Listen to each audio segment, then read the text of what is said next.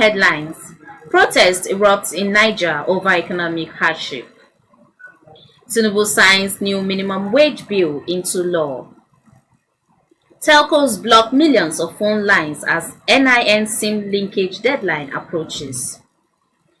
EFCC collaborates with JICA, Interpol to tackle illicit financial flows. BBN, first head of house to emerge via ballot. The Tigress of Nigeria beat Australia for first Olympic win. Good day, this is Leadership TV News. I am Nefisat Abdurrahman. Protesters on Monday stormed the Abuja-Kaduna Expressway in Niger State to demonstrate against the economic hardship confronting the country. The youth who took to the streets to protest the rising cost of living brandished placards with different messages demanding an end to fuel subsidy removal while chanting anti-government songs. Among other messages, the inscriptions on the protesters' placards reads, "Fuel subsidy must be back. Stop anti-masses policies. Enough is enough. We are not slaves in our country, and hardship is unbearable."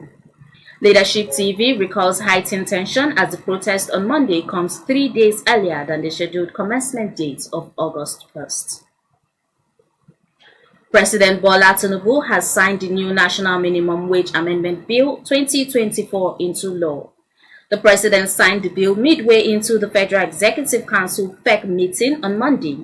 Recall that the federal government and the organized labor reached an agreement of 70,000 naira as the new national minimum wage. Consequently, the president sent the bill to the National Assembly, which was passed swiftly last week.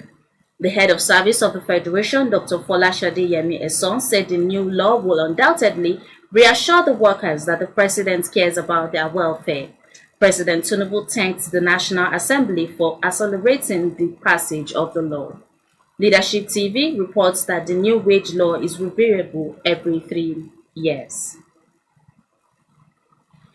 Nigerian telecommunication companies have blocked millions of phone lines from making and receiving calls as part of finalizing the process of associating subscribers' national identification numbers (NINs) with all active SIM cards. Telcos are hurrying to meet the July 31st, 2024 deadline imposed by the Nigerian Communications Commission (NCC) to block all subscribers whose NINs have not been verified. Despite the extension of the deadline from the initial April 15th, 2024 to July 31st, the latest actions by MTN, Airtel, Globalcom, and 9Mobile indicated that many subscribers still have irregularities with their NIN SIM linkage. Leadership TV recalls that the telcos had before now disconnected millions of lines not linked with SIMs. The current phase being implemented requires the operators to verify all NINs submitted to ensure the owner's details tally with their details on the SIM registration database. While the figures of affected lines across the networks were yet to be released, Airtel, in its quarterly results released on Friday, disclosed that NINs of 4.9 million of its customers were yet to be verified. In December 2023, the NCC directed all telecommunications operators to undertake full network barring of all SIMs that have failed to submit their NINs on or before February 28, 2024.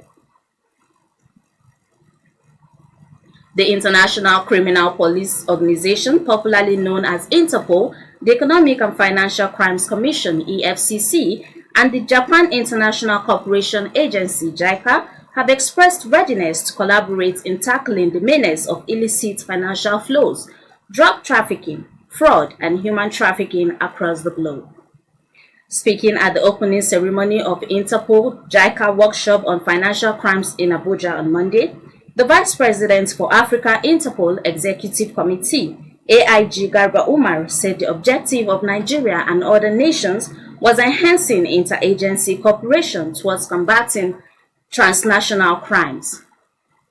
Also speaking at the event, Director Interpol Financial Crimes and Anti-Corruption Center, IFCACC, Isaac Kende Ogini, noted that effective collaboration among nations will disrupt financial profits of criminal enterprise and reduce crime rates. EFCC chairman Mr. Ola Olukoyede at the event said the daunting nature of the fight against corruption in Nigeria and the world at large deserves serious collaborations between organizations and other stakeholders saddled with the responsibility of fighting corruption. Japanese ambassador to Nigeria Masunga described the workshop as an opportunity for new alliances and collaborations to tackle international financial crimes. On the scene of sports, Big Brother has revealed that crowning the first head of house for the season 9 no-lose guard would be determined by polling and not the usual gaming system. He explained that each duo would be summoned into the nomination room where they would deliberate and choose which pair to elect as the first head of house.